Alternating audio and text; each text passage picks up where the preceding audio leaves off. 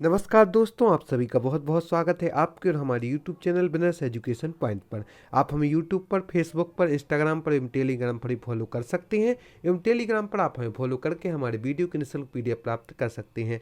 आज का जो हमारा वीडियो है हमने मुख्य परीक्षा को ध्यान में रखकर बनाया है, जिसमें हमने सोशल सब्जेक्ट के 3 मार्कर प्रश्नों को मुख्य रूप से लिया है। तो चलिए चलते हैं आज की हमारी वीडियो पर। उसके पहले हम आपको जानकारी दे दें, यदि अभी तक आपने हमारे चैनल को सब्सक्राइब नहीं किया है तो जल्दी जल्दी आप हमारे चैनल को सब्सक्राइब करें, ताकि आपको समय समय पर ऐसी उपयोगी वीडियो मिलती रहे। एवं डिस्क्रिप्शन बॉक्स में जाकर इंस्टा मौजूद लिंक से आप हमारी प्रारंभिक परीक्षा की टेस्ट सीरीज, करंट अफेयर्स की पीडीएफ, आयोग की पीडीएफ एवं मुख्य परीक्षा के नोट्स भी सभी सब्जेक्ट की प्राप्त कर सकते हैं। चलिए चलते हैं आज की हमारे वीडियो पर। राष्ट्रीय परिवार स्वास्थ्य सर्वे भारत में स्वास्थ्य संबंधी आंकड़े इकट्ठे करने हेतु किया गया सर्वे राष्ट्रीय परिवार स्वास्थ्य सर्वे कहलाता है। इसका प्रारंभ 1992 से 93 में हुआ है। राष्ट्रीय परिवार स्वास्थ्य सर्वे का प्रारंभ वर्तमान में NFSC 5 2018-19 सर्वे कराया गया है। विश्वसनीय स्वास्थ्य आंकड़े प्राप्त होते हैं। राष्ट्रीय परिवार स्वास्थ्य सर्वे के द्वारा जो आंकड़े प्राप्त होते हैं वह विश्वसनीय होते हैं। भारत में स्वास्थ्य संबंधी आंकड़े इकट्ठे करने हेतु किया गया सर्वे है। प्रारंभ इसका 1992 से 93 में किया गया है। वर्तमान में NFHCS 5 द्वारा 2018-19 सर्वे कराया गया है। WHO विश्व स्वास्थ्य संगठन, यह बहुत ही इंपॉर्टेंट टॉपिक है। इसकी स्थापना WHO की 7 अप्रैल 1948 को हुई थी।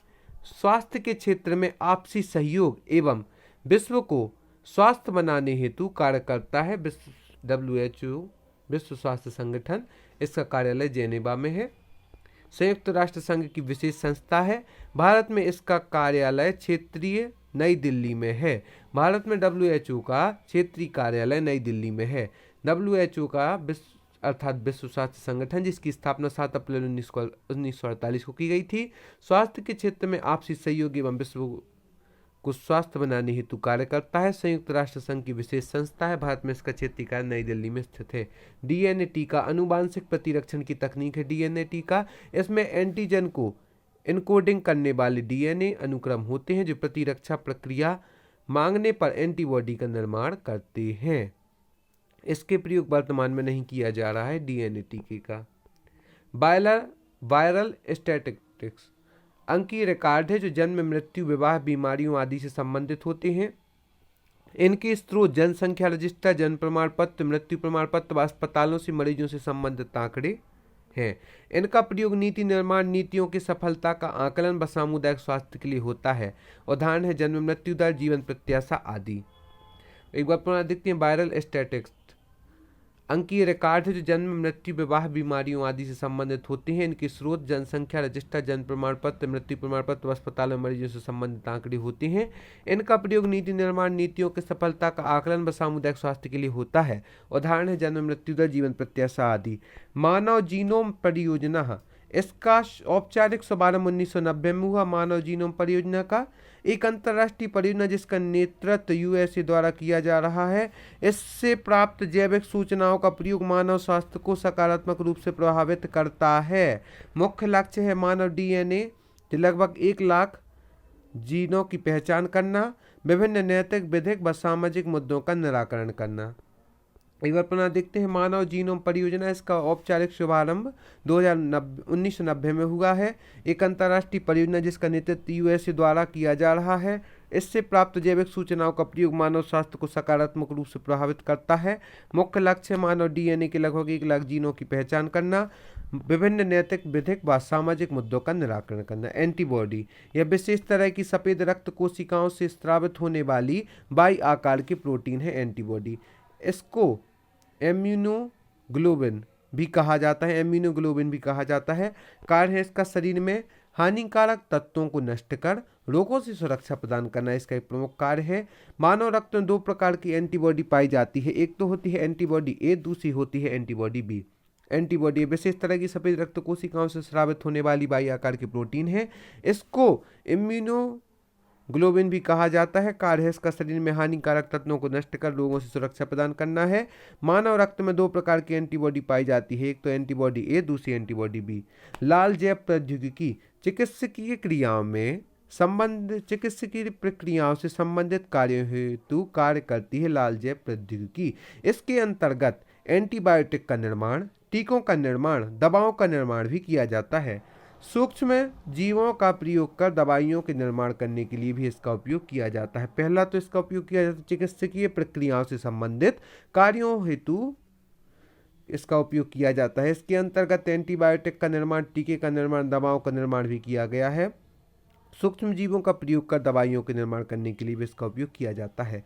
यहाँ पर हमको पुनः जानकारी देते हैं कि आप हमारे मुख्य परीक्षा के अनुसार साइंस एवं technology, social, economics, ethics, polity, geography, Hindi, history आदि सभी सब्जेक्ट के नोट जो कि बहुत ही किफ़ायती दामों में उपलब्ध है, टॉपर्स के द्वारा बनाए गए हैं, उन्हें आप प्राप्त कर सकते हैं। एवं साथ ही साथ आप हमारी प्रारंभिक परीक्षा की टेस्ट सीरीज जो कि 50 FLT टेस्ट सीरीज उसे भी प्राप्त कर सकती हैं। एवं मध्य प्रदेश करंट अफेयर्स की विशेष PDF भी आप प्राप्त कर सकते हैं। सब आप डिस्क्रिप्शन बॉक्स में जाकर इंस्टा मौजूद के लिंक से प्राप्त कर सकते हैं।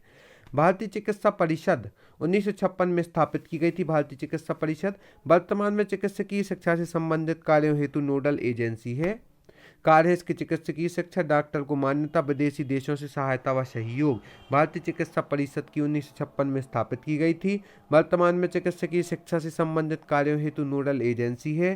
कार्य है इसकी चिकित्सकीय शिक्षा, दूसरा है डॉक्टर को मान्यता, तीसरा है विदेशी देशों से सहायता व सहयोग।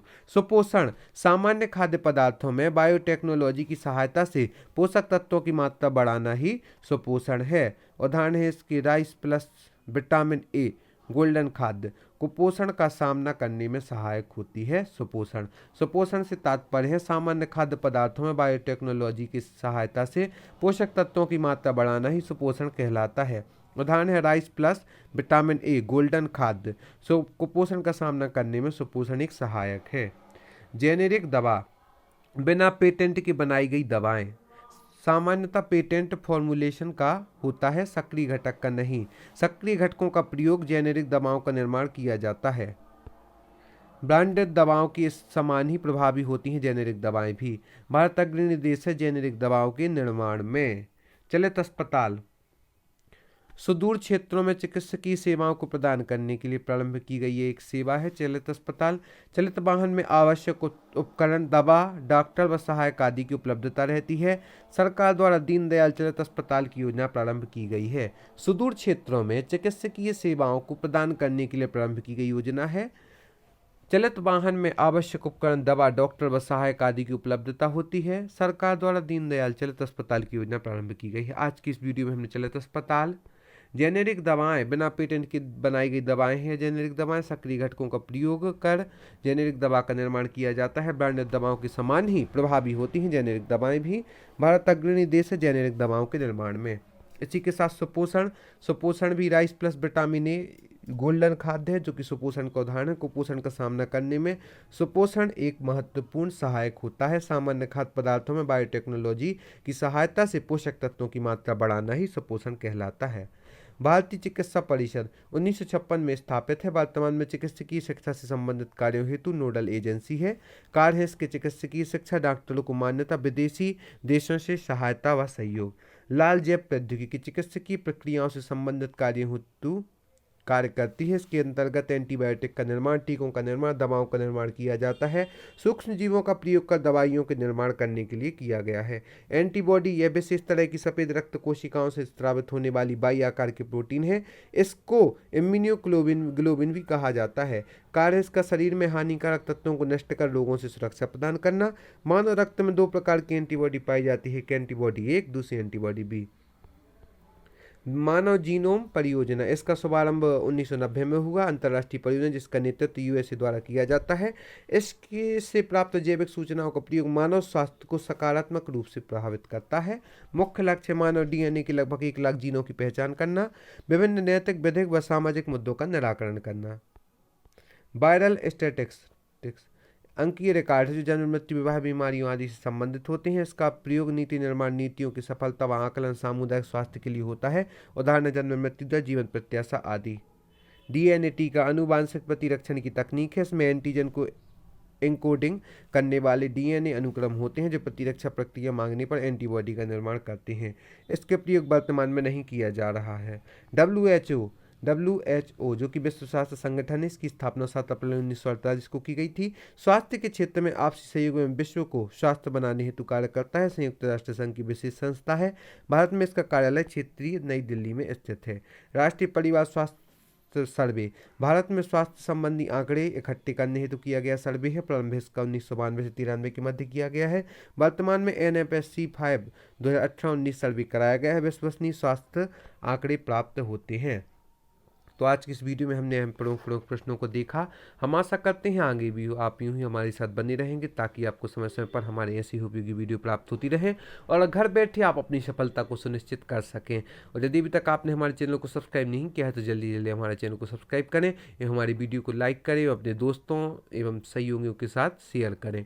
और आप हमें टेलीग्राम पर फॉलो करके हमारी निःशुल्क PDF भी प्राप्त कर सकती हैं। और यदि अभी तक आपने हमारे नोट्स परचेस नहीं किए हैं तो डिस्क्रिप्शन बॉक्स में जाकर इंस्टा मौजूद के लिंक से आप हमारी मुख्य परीक्षा के नोट्स, प्रारंभिक परीक्षा की टेस्ट सीरीज एवं करंट अफेयर्स की विशेष PDF भी प्राप्त कर सकते हैं। बहुत बहुत धन्यवाद।